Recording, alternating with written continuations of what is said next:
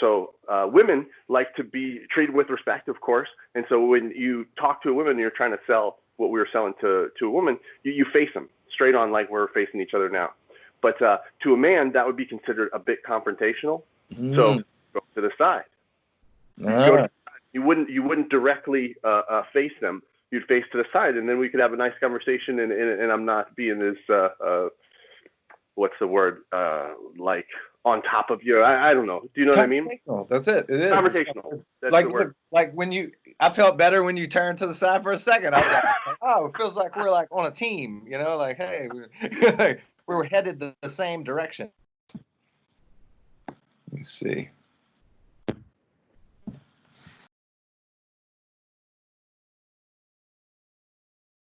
One of my first videos I put up on my YouTube channel is kind of the beginning of like some of the content. It's just called Approaching People, and it basically just talks about posture. Oh wow, that's really cool, man. It's cool because as I was making it, I enjoy doing it because you think it's so simple, and then it's not like just be in a confident position, or it's more or less like depending on the person's posture on the street will kind of depend on how you would approach them, Oh, right, mirroring their posture. Yeah, well, that's actually a really good point too. I didn't bring that up, but the fact that they're like hunched over means they're most likely either in a fear-based state or depressed, something like that. So you might want to approach them in a calmer manner, in a sense. Yeah. I used to be in car sales, and that they, we had sales training, right?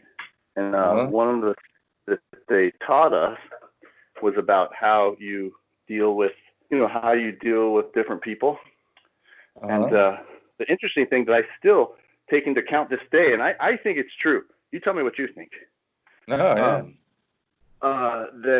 So when you're dealing with, and this is just like on average, when you're dealing with a couple or you're dealing with a man or a woman. Should we save this for the podcast? I think this will be interesting. Yeah, no, I'm actually recording anyway, so we can. You can leave your light. Okay. It's fine. That's me being like a little picky photographer. You can worry about that later. No, I don't like that. You're that reflection. I can't. That's why all about the details. Yeah, no, that reflection makes that. We can't have that, man. Come on now. We're professional. Let's see. Yeah, and the reflection gone. Yeah, it looks good on you too. Yeah. All right. So for the viewers, this is Miles Lukas. He is a black belt in jiu-jitsu and Wim Hof certified instructor. I did a Wim Hof. We did the first virtual ice bath. Mm-hmm. And you'll be happy to know, like since that was like 4 weeks ago, I've done an ice bath just about every weekend. I think I missed one weekend for some reason, but I even got my jiu-jitsu gym and brought my trough thing that I bought. I don't even know what you call that, a trough. And I brought that there, and I ended up leaving it there because now everybody wants to do it every weekend, so we're gonna do it. No way. Yeah. So we do dude, that's awesome. Well, the plan was to do it on Sundays. I haven't actually talked to the owner and head instructor Josh about it, but he mentioned something on Facebook. He said that we're gonna do it on Saturdays because that's our comp training day. So train super hard and jump in the ice bath afterwards. Dude, that's what it's all about. It was pretty awesome because I thought it was only going to be a few of us because I had a few people that definitely wanted to do it, and a few people that had, one of the guys who did the seminar with us your seminar, Joe, and he's like a little Zen master. Like he just gets right in, and so I volunteered him to go first. And so you got all these other bad motherfuckers that are considering doing it. And they see him do it. Yeah, they're like, and he stayed in because we, some people said they were going to get in for like maybe 30 seconds. I was like, nah, you got to get at least 2 minutes. And so it became a thing. So everybody had to make 2 minutes. And there were people that almost got out, like they got in the, Right. That moment of terror and fear. I hope you captured some of the people's faces. That's a fun thing. We lived the whole thing. Josh did a live video of the whole thing. Oh, nice one. That's awesome. I wish you, the next time, I'd like to follow it. Yeah, maybe I'll send it to you or something. It's probably still up. Well, yeah. If you have a moment. Oh, that would be cool. So one of the other main reasons I want to talk to you, because we, you're also a creative director. Mm. Yeah. Mm-hmm. Have y'all been working? How are things with COVID and whatnot out there? Yeah, it's not bad. And so I also freelance, and so I'm doing some marketing for another company too. And so I think that everything's going online right now. So there's a lot of opportunity, and yeah, so things are still moving. Where I'm a creative director, it's primarily mobile, and so again, that's that's not going anyway. All that does is grow. So. I know, right? Same here. A lot of my video work that I do and content creation kind of stuff, mm-hmm. I've pretty much been working just as much, if not more, now that since COVID hit or whatever. Yeah, amazing. But California has been. Wait, are y'all still under quarantine? Has it really been extended? Mm-hmm. Well, we don't know when it's over. So it's there's all the gyms are still closed. I did get to an underground fight club last night. That was amazing. I missed the rules meeting, but it was pretty fun. Just kidding.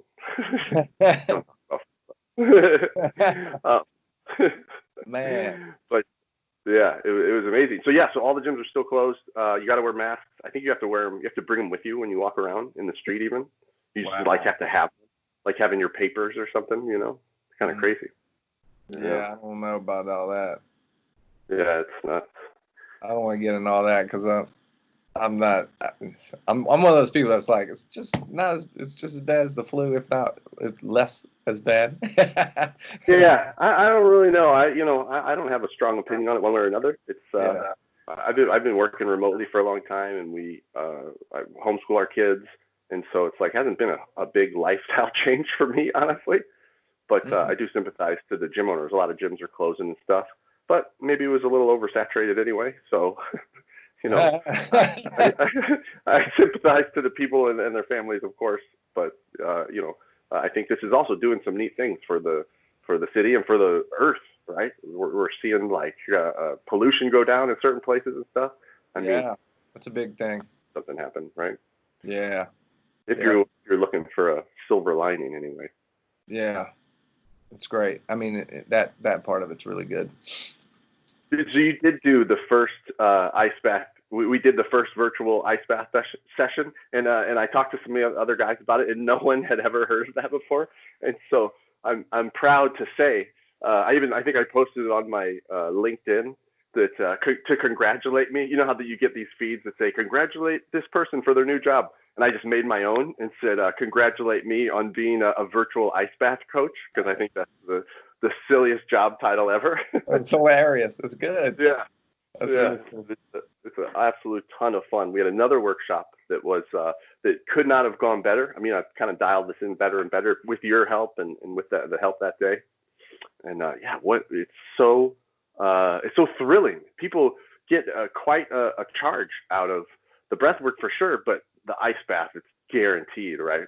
Mm-hmm. Yeah, it's been amazing. Well, cool. Let's. I wanted to talk a little bit about. So one of my ideas that I'm working on. So one was I don't even know what to call it, but I'm just calling it approaching people video series, basically. I mean, it's going to be.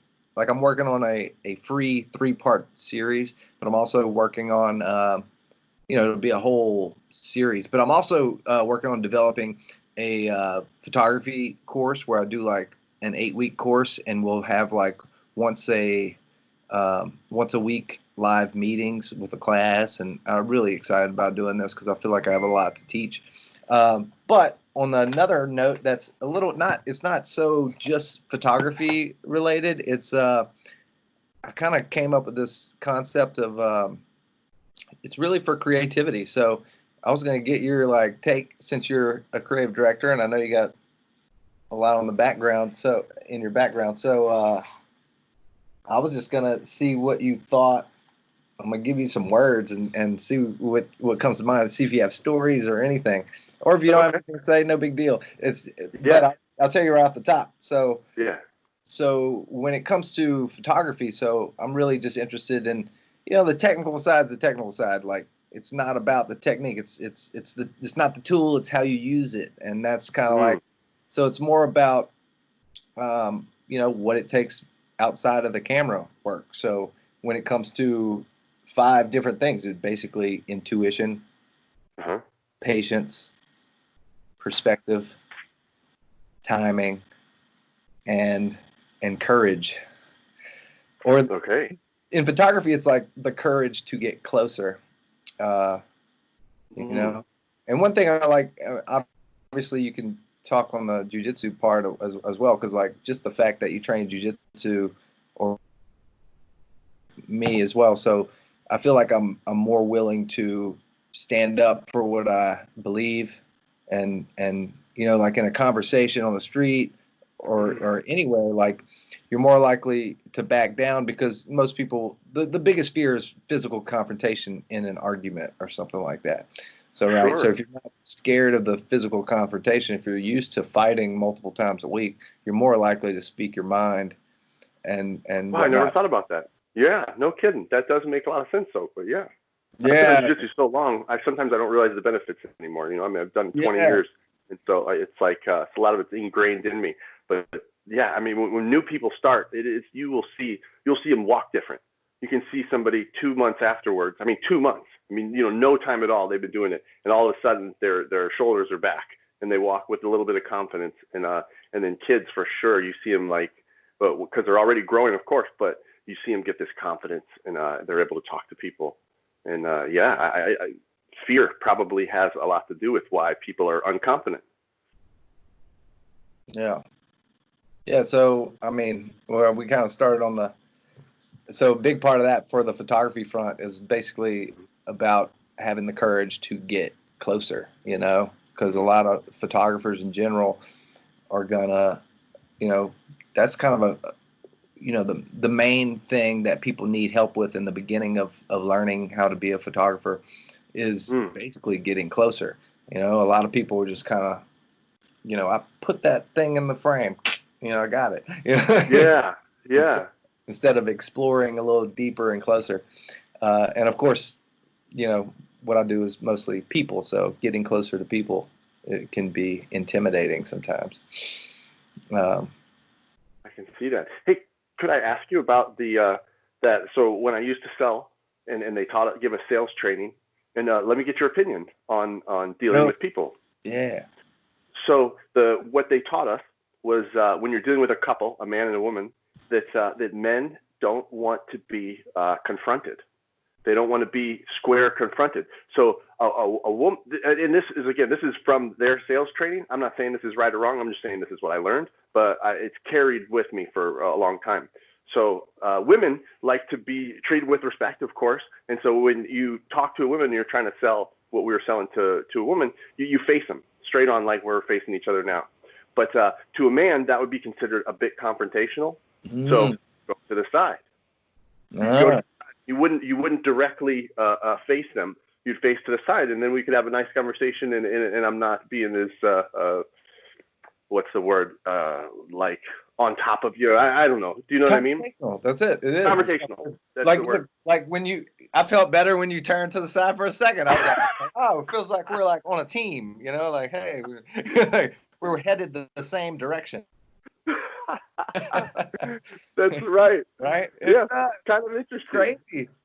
Yeah. That's exactly what I'm into, is things like that. The little psychological things that can make one thing go in one direction or another, the smallest little things like that. So if you're approaching someone on the street, one thing, and this might be, now that I think about it, because I see what I used to do is in New York, I used to set up like a white background, and I'd literally run down interesting looking people, and I would have to approach them. So one thing I would not do, and I can't remember where I learned this, but it was basically never approach from the front.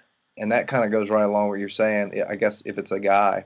And what I tended to do was, like, if I saw somebody walking on the street, I would like either get like at least a little bit in front of them and be like, "Hey, how you doing?" or walk with them as they're walking on the side of them and talk.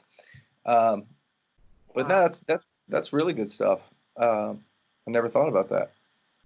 But you were kind of using it, and I don't think it's manipulative or anything. I think it's just like how we, want to relate to people and stuff, right? Yeah, it's like ingrained in your limbic system. We have like certain things that are ingrained in us. For instance, like we have different nervous tics and things we'll do. Like women will actually rub this part if they're a lion. For the most part, that's a good one. There's a number of things like good to know. Or the wrist, like men as well. Men will kind of do this. Women tend to do this. Men tend to do this. Men tend to do this. Kind of like that makes sense. I've seen this one. Oh, that's when you're really lying. Whew. Yeah, right. Woo. That's a good one. But no, it's really good because there's it's really cool. You'll see there's videos that analyze different people online. For instance, one was analyzing this one guy, and they know, it's basically, I can't remember the guy's name, but basically they knew it was a lie, and while he was lying, he was doing this, and then as soon as he quit lying and it went away. It was almost like, oh, wow, it's pretty crazy. It's mind blowing, and it's very similar to in like yoga and whatnot. They teach you that you have all this truth in your body, not truth, or you hold emotions and past experiences in your body. Like your brain can only hold so much stress, so it puts it into your body, which is also related to the limbic brain. So your limbic brain is like your truth. Your thinking brain is your lying brain. That's the part of you, and most people can lie with their faces very easily. And another thing, which that brings me to another thing. So when somebody's lying, they're typically gonna, most people know this, but smiles are different. So a fake smile is not gonna have like the crow's feet. You're not gonna smile with your whole face. Yes. Gonna smile, dude. When I do that, you know who has the most genuine smile? It really just hit me. Is Marcelo Garcia. Marcelo Garcia. I was gonna say that too. You see him smile. He's always, Absolutely. But that's funny. That's funny that we would both agree to that. I mean, a couple of times I met him, the moment that wouldn't agree with that with Marcelo. He's like the nice. Yeah. Those things are just wrinkled up to the sky. Hey, So one of the videos I watched recently was really good because they show you a fake smile. So if someone smiles too much, that's a sign of deception as well, right? So watch any interview, or most of the ones I've seen, of Bill Gates. Oh no, he's smiling too much. He's like talking about the death and destruction of the world, and he's like, "Ooh, that's kind of like who else? The Facebook fella. Yes, he's got a creepy smile, dude. Okay, so same thing, very much. Yeah. This is a sign of honesty, and like, I'm being open to you, like your hands. There's videos of him as well. They analyze him, and he sits there like this the whole time, and never shows the inside of his palms, and answers his questions. Stern and. Well, he's a robot though, so to be fair. Dude, it's crazy, huh? Yeah. It's trippy. Yeah. So I think we kind of talked a little bit about the courage part. I just wanted to see what you thought about. I don't know why. I just kind of want to see. I'm getting material for this stuff in the future. Timing is a big thing in especially in jiu-jitsu too. But in art, for photography especially. Oh, it's giant. You're capturing time. You're freezing time, right? Yeah. For a moment. Yeah. Important as it gets. but it goes with like to the millisecond, but also the time of day that you want to set up your shoot and things like that. You know? Yeah. I love some slow motion, photography, man, anytime you can put the world in slow motion, things are so fascinating to me, particularly water. So like, skateboarding shots and all that stuff, but like kiteboarding shots when you just watch a wave and watch how, slow time down and watch how things move. Man, that's as good as it gets to me. I'm addicted. Yeah, I definitely follow some of that, some surfing stuff on and wave stuff on, because I really do love the water. I kind of want to live somewhere closer to water, because I'm really into free diving and I would love to surf. Awesome. I would love to surf more. You're thinking of coming out here sometime, aren't you? Yeah, man, I could still do that. I need to do that. I'm working on I'm pretty busy right now, but maybe later this year, hopefully, we should do that. I'm gonna make that happen.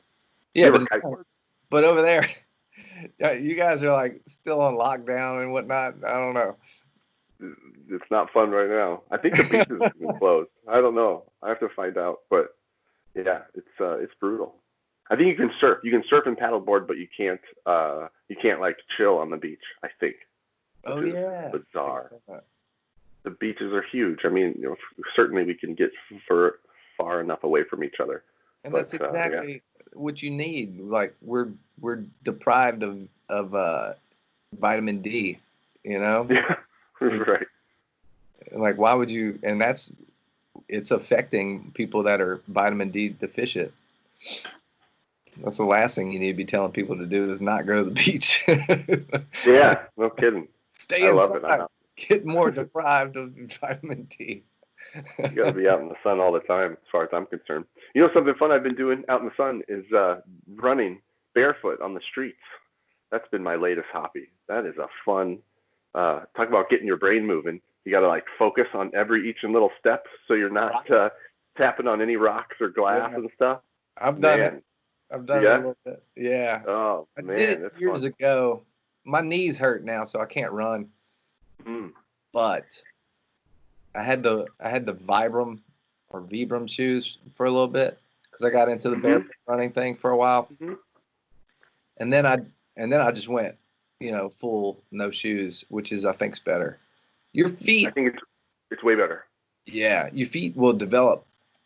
Like you can, after doing it a few times, you'll get it gets quickly. Easy. Yeah. Yeah, that's funny that you noticed that. It's very quick. And it goes away quick too. So if you don't go for 3 days, they start getting softer and completely go away.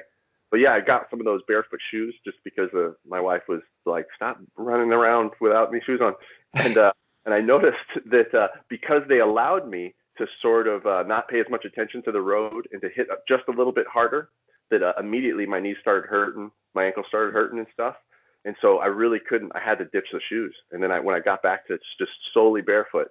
I don't have any pain anymore because I land different. You got to land like a cheetah or like a ninja. You know what I mean? You got to. Yeah. I haven't seen a video of me doing it yet. I'm terrified to see what I look like because I know that I'm like in it. It's very strange the way that you have to run because it's so different. But man, it's a neat sensation. Yeah, dude. I was like, well, I guess I got out of it because I hurt my knee. And it's just an old injury from from high school, meniscus. But yeah, I remember it was exactly like 2010 that I got really into it. I was living in Baton Rouge, right next to like some lakes, and I used to go running like every single. I would sleep in my running shorts just so I could pop, just like get up and go.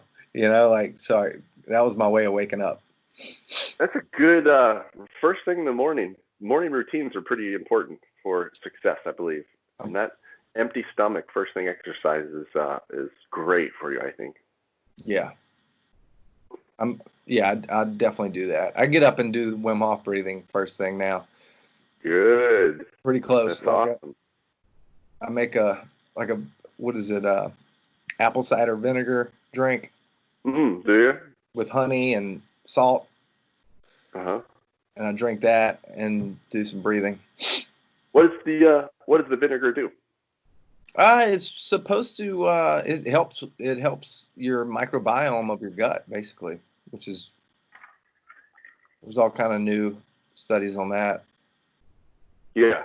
No, yeah, if your gut's wrong, things go way wrong. Yeah. Yeah. Your feeling brain. Mm. What some refer to it. Yeah. I enjoy bulletproof coffee in the morning. But Dude, okay. Yeah. I was doing that. I'll do that as well. I'll do that after my drink. Go, gotcha. Nice one. Yeah, because you're not supposed to start, as far as I know, you're not supposed to start right away. But actually, what I do is I do cold brew. Look, I got some right here. Very nice. I do the cold brew coffee, and then I'll put collagen in it and some MCT oil. I haven't been doing the butter though. I do the butter. No, you got to whip it up. It makes it a lot better if you have a decent blender that can put a frothy head on it like a Guinness, you know. Mm-hmm. That's quite delicious. Sorry. Oh, we were talking about the gut. I try and stick to Wim Hof's diet, minus the bulletproof coffee, but I try and just eat once a day if I can.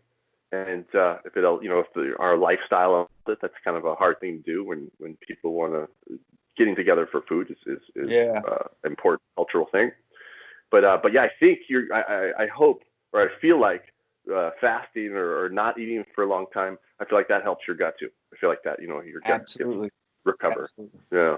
Yeah, totally. What I was going to get at is the gut and the feeling brain actually relates to one of the subjects that I'm studying is the intuition, the gut feeling. Like you get more in touch with that. I think it gets louder. Your intuition. Yeah. Yeah. I think you're right. I think we've quieted it down. I think all the junk that's around us probably quiets it down too. We don't have, if you're out in nature, I think your intuition is quite a bit higher.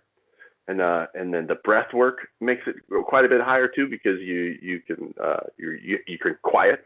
You hold your breath for 2 minutes. You got nothing to do, and you're just sitting there quiet, and you're realizing your body and the birds. Yeah, and it's awesome. Yeah, be with it. Intuition is huge, man. That's like crazy stuff has happened when you do that breath work. I start to hear like, what do you call it? Like tinnitus, like a ringing. Like I don't think I knew I had tinnitus until I started doing this Wim Hof stuff, But I think I do have it a little bit, but you can control it now, and oh man. So what exactly is that? I've heard people talk about it more, and I've seen somebody on like one of the Wim Hof group pages complaining about it.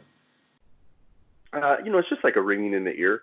Yeah. So it's a lack of hearing, and then you hear a sound. But the interesting thing is, so at first, when I started to realize it kind of bothered me. I hear it now. It's almost like because you started talking about it, I'm like being aware of it. Right. So that's kind of creepy, but it's true, and it's there all the time, I think. But I think it's just like a filter of data, and I think it's also blood flow. I think we are hearing blood flow, and I think that sound might be related to it, because when things happen, I'll have hearing changes, and the sound will change. And it's very faint. You got to like focus on it. But when like I can tell when like my blood pressure changes and stuff like that, the sound slightly changes, which is pretty interesting. So I just think it's another stream of data that's coming in, and I think it's related to the when in jiu-jitsu, when you're getting choked.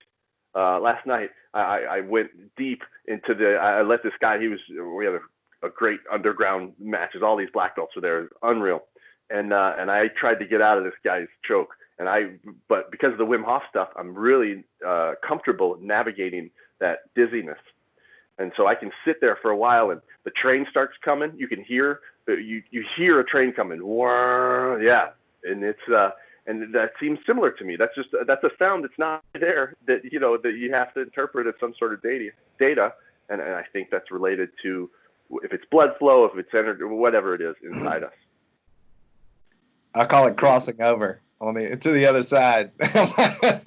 When people, I do the same thing where I'm like, oh, I was crossing over, man. I'm still seeing it. I still see colors, or the doors are closing. In my last tournament, I was talking to my opponent afterwards, and because he had me in a north-south choke, and he almost, and I was like, my hand. He was like, I saw your hand go up, and then I did, and then I like adjusted and got out of it, and I was like, yeah, dude, the doors were like closing. And it was so funny because I was like about to tap, and then he let up, and it was like, That's right. I call it the train coming to the station because I've never been choked totally out. So I'm not sure what exact that would be like. The train left the station. So I just think about it as, it gets louder and louder. I don't think I've ever been choked out in jiu-jitsu, but I know I've been out before, and it just seems like waking up and you don't even know what happened. Some people have dreams, Yeah. They're like, dude, I was surfing, I don't know. Yeah, it's wild stuff. So what's another word? This is fun. What other words you got? Perspective. Ooh, perspective. What's the context?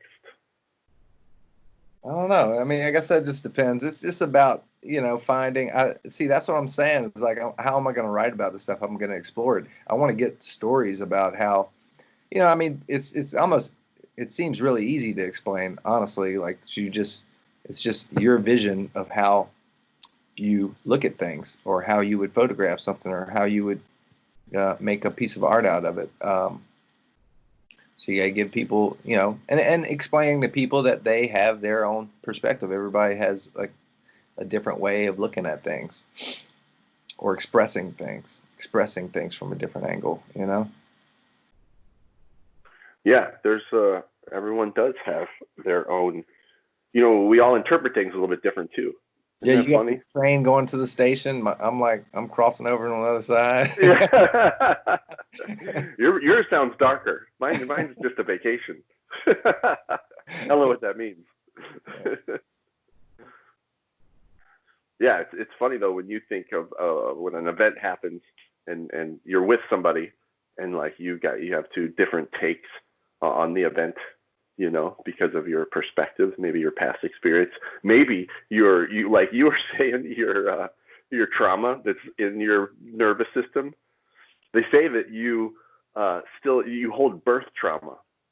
I'm on the fence about that, and I think I'm not on the fence. I think I actually don't believe that, but it's fascinating. And there's breath work that they call rebirthing, which is very similar to holotropic breathwork. Are you familiar with rebirthing breathwork? Not rebirthing. I'm familiar with holotropic. Yeah. So rebirthing is, I believe it's similar, and it's very. I mean, you go super deep. Have you ever done a holotropic session? Yeah, where you just breathe basically for like 45 minutes to an hour. Yep. Yeah. Oh, and I thought it was 20 minutes.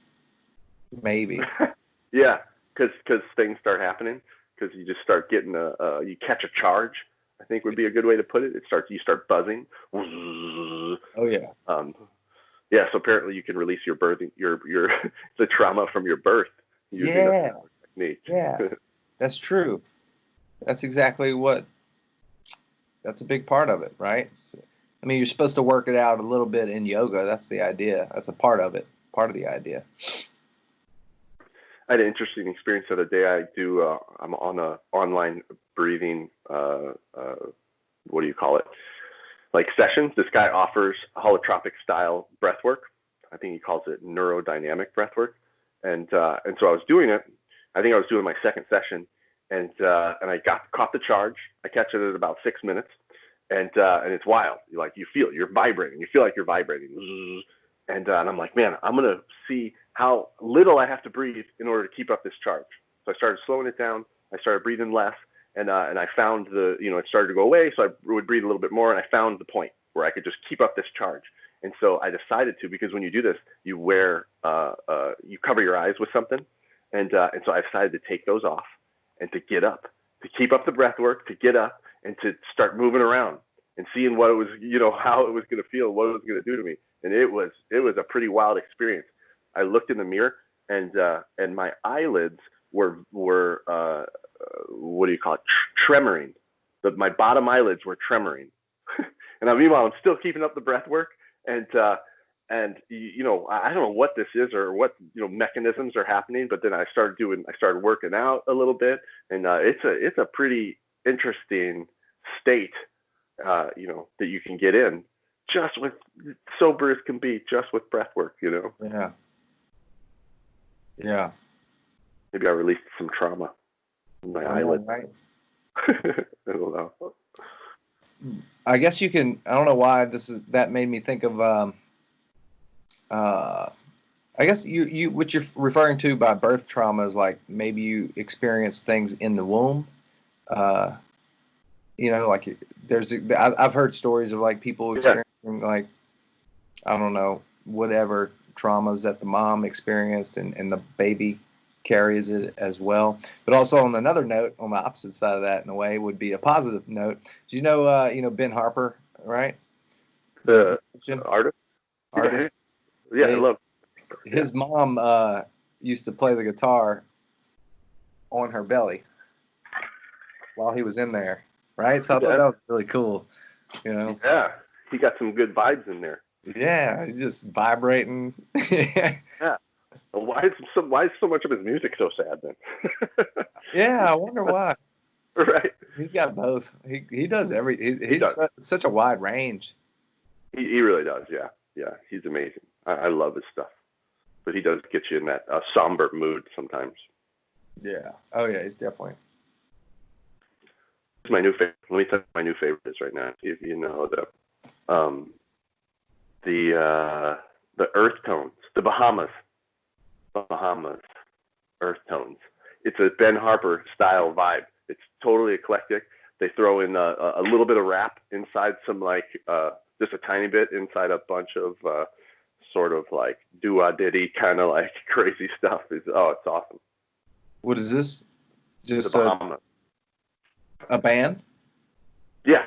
Oh. That's my latest Spotify find. It's unreal. I love it. I have to check them out. Did you see the new Joe Rogan thing? He's signed a $100 million deal with Spotify. Yeah, he sold out. That's. I don't know. I don't know what to make of it, but does that mean Spotify's? I'm not a Spotify person, so. Oh, you're not? Do they have video? They have videos and whatnot? They have podcasts. I haven't really been on their videos, but their service is awesome. I mean, I have a family service where everybody has everyone in the house has an account, and they all have it on their Googles and stuff. And I love the service. They have a really nice. I used to be all Pandora, and then these guys do something similar where you just put on the jams that you like, maybe even make a playlist, and then it doesn't end. So once your jams are done, they just switch you into stuff that sounds like it, and it's an awesome way to find cool new stuff. So I'm down for that. I'm joking about Rogan sold out. I think he's. I've been on board since day one. Yeah, me too. Twitter. Yeah. Have you? Pretty much. Awesome. I mean, I wasn't like an avid. I guess I was never an avid listener, but I was listening to him when he first started for sure. And sometimes, I mean, I would play it at work, and I'm like, oh yeah, they're high right now, Yeah. That's the funnest. That was what was so fun about them, because I wouldn't mind doing a podcast. A friend of mine's coming over this weekend, and we're talking about it. But man, they just be himself completely, and I think that was what made it so good. But there's not many of us can really be ourselves if you are because you're trying to be a bit professional for whatever our endeavors are. I mean, the stuff that you're doing and stuff, I imagine you probably feel like you want to give some aura of being professional about it, and like you wouldn't want to just drink and stuff and smoke weed on camera all the time, like Rogan was doing. Yeah. But because he's a comedian and a madman, he gets to do this. Is amazing. Yeah, man.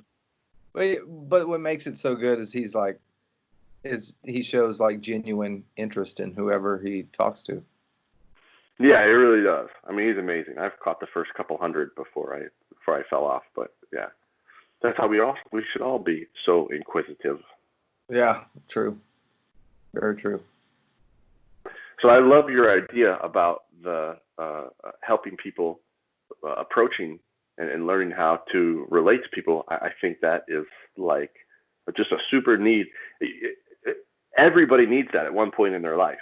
It's like because it's not really intuitive. It's not really like some people have it and you can tell who has it sort of out of the gate, but I think it's rare. So I think at some point in your life you need to make those considerations if you want to get along. Yeah. So what you're doing is like it's so useful for so many. What you're talking about, it's especially for like sales. Like everybody needs to be able to sell themselves, and my main thing is to talk to up and coming artists. Because a lot of artists are naturally introverted. Myself included. I was definitely like more introverted when I was younger, and I just like to draw and paint and be on my own, and I still like it. I'm still fine. Like I'm like an ambivert. Like I could go out and just talk to anybody on some days, but other days I'm like I love being home and by myself. And, oh, I love it. I love doing art for like extended periods of time, just uninterrupted. Just leave me alone, and yeah. I remember us. Yeah, go ahead. No, I did a lot of exactly what you're saying. When I lived in Los Angeles, I painted a lot too when I was there, but I mostly did photography. But on the side, I would just put some music on and just space it, like zone out and paint.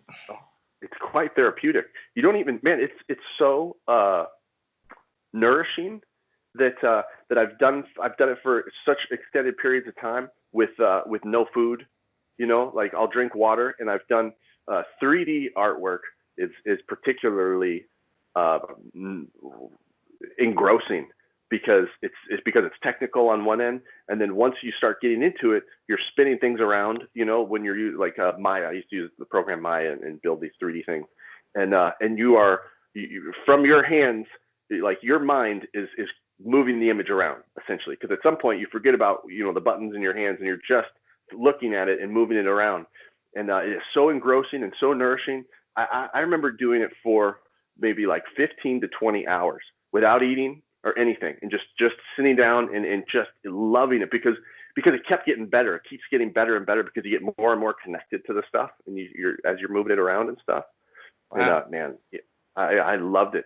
The other thing, I have a funny memory that when I was at the Art Institute, I had to go back to what do you call it? I had to start doing sketches again, which I was kind of mostly digital, and so it was really hard for me to get into pencil drawings again at first. But then I started to like it, and I started to get it. And I remember our final project for this class, I was pencil sketching like an old picture of my grandparents in Latvia. It was a super cool picture, and but it was really big, and I'm kind of redoing the whole thing. And I watched Raging Bull. Do you remember the movie Raging Bull? It's a 3-hour movie. I've watched it. You've never watched it? Oh, it's a great movie. It's a great old movie. Robert De Niro, right? And he's a boxer, and it's great. But it's a 3-hour movie, and I watched it 3 times in a row, uninterrupted, just sketching, and because man, it's so good. This is like food. Creativity and creating stuff is like brain food, Yeah. That's a good point, man. It's kind of like what you're meant to be doing. If you don't get like tired and you're inspired, just in the flow. That's right. Flow state. Yeah. Breathwork gets you there too, though. Oh yeah. One more word is patience. Patience. Let's be patient and think about that one for a minute. Patience.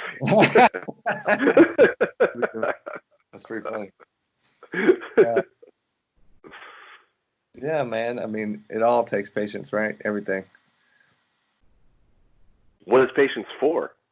It's to decipher and to calculate, to figure out what to do with this data, right? Process. That's pretty important. The process there. You know what I found very interesting lately is something I never realized. Jordan Peterson, I don't know if you're listening to his stuff. Do you like Jordan Peterson? Yeah, he's amazing. I never realized that you need to talk to other people to organize your own thoughts. I never realized that. I haven't heard him talk about that, but I know exactly from vlogging. Like I joined this group where you practice vlogging, and I literally came up with the concept that I'm talking about right now from talking about it. You know? There you go. Amazing. Yeah. And actually, speaking of, so my first video that I just did that's about approaching people is about posture. And I have 12 rules for life. And I looked at it and I was like, and for some reason I looked at the first chapter and it was like, stand up straight with your shoulders back. And I was like, oh, that's right. Yeah. That's right. He's brilliant, man. The stuff that he's put together, you know, the billions of hours that he talks, he's probably quite organized. He has a cool website too that helps. That you basically just write your mind away. You just write so many different things on the website that it's really interesting. I had some stuff that I joined his website and joined his thing where you kind of a lot of what's it called? Do you remember what it's called? I joined it too, by the way. Did you? But I never finished it. I need to get back to it. I didn't finish it either. Self-authoring. Self-authoring. Yeah. Something like that. Yeah. So if you don't have somebody, and that's what he's saying, if you don't have somebody to listen to you while you're, when you need to organize your thoughts, then you write them down. And so that's kind of what that's for. It's like for if you don't have anybody to listen to. But I tell my friends, my creative friends that want to, I don't offer a lot of creative advice to people. Because I think that everybody's creative, and I think that they don't need my advice. They just need me to sit and listen while they organize their thoughts, and I'm happy to do that in a lot of cases. And then maybe I ask them to expand on something that they're talking about or discussing. But I think it's just massive beneficial. If people don't realize that sometimes when you get really caught up in your thoughts, you just got to go run out and tell some people or write it down or something and to untangle them. And then all of a sudden, once they're untangled, then they start fitting back together. And that's when we do ads and stuff like that. When I come up with campaigns, that's what I have to do. Sometimes I get so deep and I'm like, I don't even know what to do anymore. And then I got to write it down or just go tell somebody. And they don't have to say anything. They just have to sit there and listen. And then all of a sudden, the true. Man, you're bringing up another thing. So, there's I don't know if it's new, but a recent book called The Art of Communicating, and it basically talks exactly about this. And it talks about, people you have problems, people that have problems, or people you have problems with. You just have to listen without being judgmental. It really goes over all that stuff, like, for instance, being compassionate listening, right? Mm-hmm. So most of the time, if you have a problem with somebody and you just allow them to talk, they'll talk themselves out of their own problem, basically is what it says. Exactly what you just said. As long as you're not judging. See, that's the thing. So that's where it gets tricky, because you can listen to somebody and they can tell you all their negative BS that's going on in their life, and you can allow it to affect you. You know what I'm saying? So, and that's why most people are like, and myself included, I was like, I don't want to hear your shit. Like, I don't want to talk to you. Like, don't tell me, blah, blah, blah. Don't put your shit on me, But if you can learn to listen compassionately, like fully listen with your whole body without judging and not allowing it to affect you, that's where like real healing comes. That's some good stuff, man. I actually listened to the audio book on YouTube, The Art of Communicating, and it is really good. He really talks a lot about presence, about learning to be super present, just without thinking too much and being.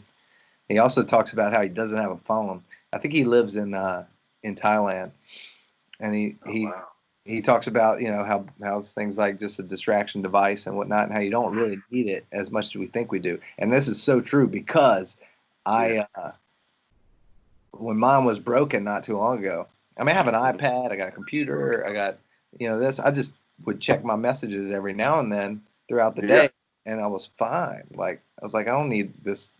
Right.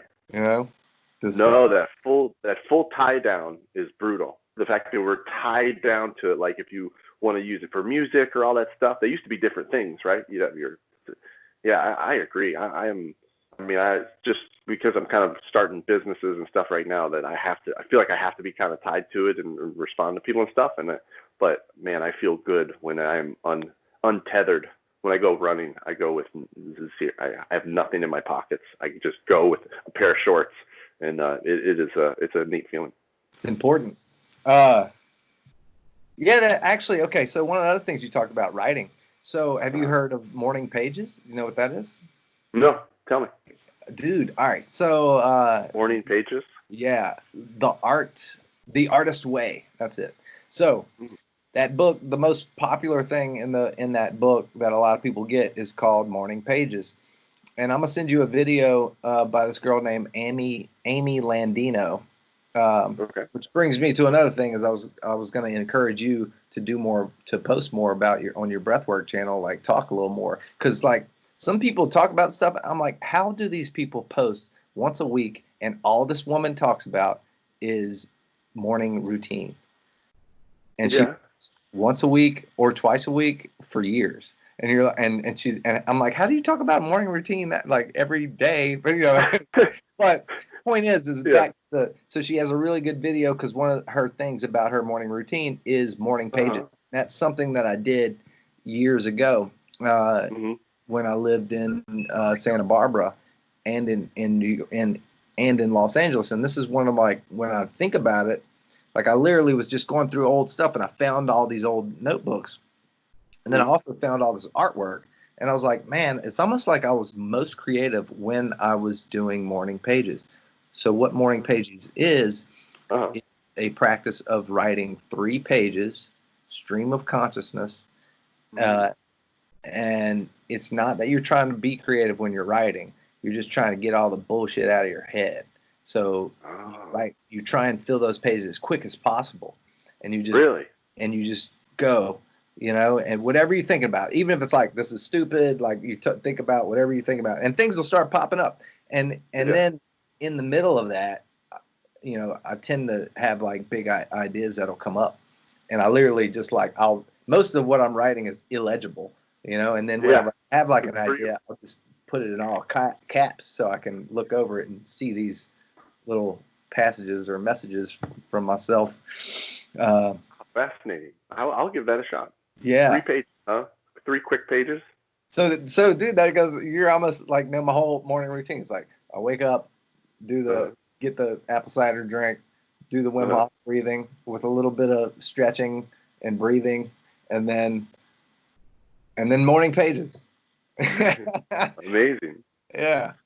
I've heard that good routine is that's you're doing it all, but it's like 20 minutes exercise, 20 minutes of writing, and then 20 minutes of meditation. So you got an hour there. Just knock it all out before you eat and stuff. But if maybe I'll put the link in this video. But I can't it's a recent video, and the way she explains the morning pages is so good. She goes over, for instance, how Abe Lincoln. A lot of people, they found a lot of his old letters. I don't know if some people know about that, where he had like angry letters he'd written to generals and to different world leaders, whatnot, but he would never send them. So he would just write it to get this shit out of him, and just so it was almost like kind of like a duck shaking off his feathers, like No, that's real. I've written some emails like that I don't send. Right? Yeah. That's a great thing to do. So it's been helping me. It's helping me develop this little program that I'm doing, and I've already written like 3 more episodes for my YouTube channel and whatnot. And Awesome. We'll see how it goes. Yeah, I'd like to learn more about it. That's what the other thing I was just saying is I was going to encourage you to start because I know you want to grow your breath work stuff. So what am I doing? Am I posting too much about breath work? Huh? Am I posting too much about breath work? Should I post about other stuff? I have maybe I'm missing something because I encourage you to do more. To do do like little videos. You got that light now. I do. Find like a cool setup. You know how to frame good shots. So now just you got to get the content, write it down, and just be like, whatever. And it's amazing though. It's like I'll write something. I'll write like 2 or 3 pages of something, and I'll get up there, and as I'm talking about it to the camera, new stuff will come out of nowhere. Where it's like I'm like, holy shit, that's a good idea. It's pretty great. Well, thanks. I will try that. Yeah, I'm getting closer. I'm starting to do. I'm blogging a little bit, and it's been nice. The response to that has been nice.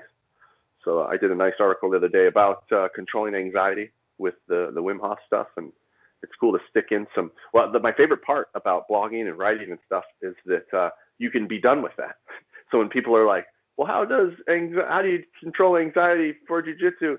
I'm like, I got a post. You can just read the whole thing, and I can share the details or something.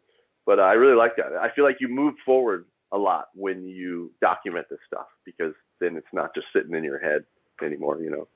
Yeah, that's exactly what I'm trying to do right now. Is actually I'm trying to write actual blogs. Like,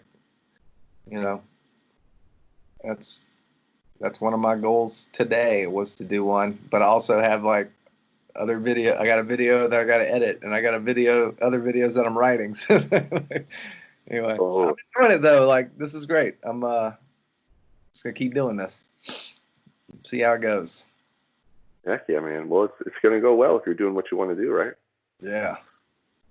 Well, I look forward to seeing your new videos coming soon. Okay. I feel obligated. But I know more blogs and you got to do more vlogs. Fair enough. I know I have my YouTube channel is not very I got a lot of followers, I think, but for the amount of content that's on there, but yeah, I do need to put realer content on there. I just kind of have goofy stomach exercise stuff, really. No, it's good though. I like that stuff. I love your Wim Hof versus. Oh, I did spend a good deal of time on that. With the Street Fighter sounds. Yeah, yeah. Thank you. That was a labor of love because I was trying to figure out what that all meant and document. People kept asking me, "What is Hickson like? Where does it come from? What does it mean?" And man, I don't even know. I got to figure it out too.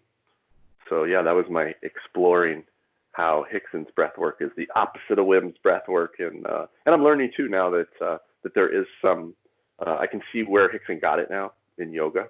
I feel like the breath of fire was his inspiration, but in yoga they don't teach you how to fight, right? I don't think. Is that a section of yoga anywhere? I don't think so.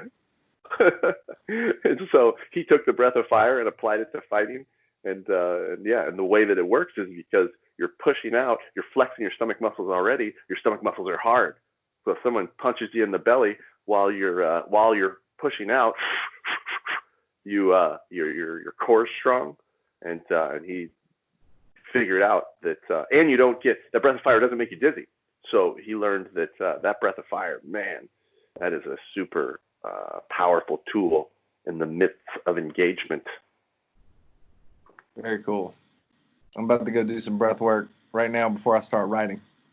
I'll send you another quick the videos. All right, so the girl, I'm gonna send you a link. I'll put in the description as well for people. Amy Landino. So what she helped me with by watching her videos. I mean, she's a girl. She's cute. I think it's more focused on women, but the way she brings like this playful attitude, and the way her videos edited, you could tell she, you know, has. I've been applying it to what I do. So because sometimes I have a hard time getting a whole stream of consciousness going, you know, like she shows you that it's okay to be like cut, cut, cut, cut. You know, it's like 3 words cut, 3 words cut, and she keeps this pace by doing that. So you have to like listen. You know, there's not space. You know, there's not much space. I like that. I think that's a nice way to absorb content. It's like when anybody goes live on their Facebook, I'm like, no thanks. You edit that. You go ahead and edit that and give me the highlights. I'm not interested in your edited list live stream. Yeah. There's a little more of a reason to go live is because you have to perform. Like you got to get the words out. Like it can be used as like a good practice to do that, because I can't tell you how many times I've done vlogs and stuff where I'm like, okay, let me delete that. Brutal. That's right. No, it's a very valuable skill for sure to be able to untangle your words. But yeah, no, I just joke. So many people, you know, everyone's at home right now going live. Yeah. Oh, that's true. And then on another note, there's a guy, Art of Photography. His name's Ted Forbes. He's like he has a photography channel. It's probably one of the best out there if you ask me. But he talks to the camera and it'll be like 20, 30 minutes straight. That's a little bit of an exaggeration, but the point is it's long, and you're like, and I watch it to the end and I'm like, wait a minute. I don't think there was like one cut in that. And it's like, and no pauses either. It's just ba ba ba ba ba ba ba ba ba. Really? Damn, this dude's got like pure stream of consciousness. That's a weird thing. No pauses. He's got stuff in there he needs to get out, huh? Yeah. He knows his stuff, man. If you're interested in photography, I would check that out for sure. Oh, amazing. Of photography. Good one. All right, dude. Good cool, man. Well, yeah, it's good to see you. I got you full screen right here. It's like you are sitting across from me, but I'll sit to the side so that. Right.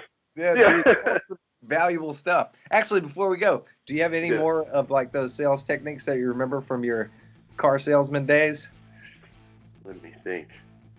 That was the biggest. That was the one that was most impactful to me, because I try and be as sincere as possible. So to use too many tactics, I think they weren't ingrained in me. So that was nice. You know, that's why I wasn't that good at sales, actually, because I'm sincere and and honest. Yeah. You're like, oh, whatever you want, you know. Could it be cheaper? Yeah, it could be cheaper. I could talk to somebody. I don't know. No, you don't want it. Okay, I understand. I can tell you don't want it. Yeah, you don't even need this. Can you even afford this? Don't buy this. Come on, get a cheaper one. You know. Dude, that was a good one, though. I appreciate that. I might use that. I'm gonna definitely use that. Oh, I'm glad that it makes sense to you. Because I didn't know if it was just, you know, you never know everyone's tactics and stuff, but that it does. That seems like a fairly reliable one, and it just puts you at ease too when you think about it a little bit. You do. No, it worked. It definitely. As soon as you turned to your side, I was like, I do. You felt it. Yeah, I was like, hell yeah, it's so true. It's so true. It really was. That was really amazing. Nice one. Good stuff, man. Well, so good to see you. We'll talk again soon then, huh? Yep. You have a good one. All right, my friend. Take it easy. Over and out. Oos. Usa. Boha. Kabach. Later.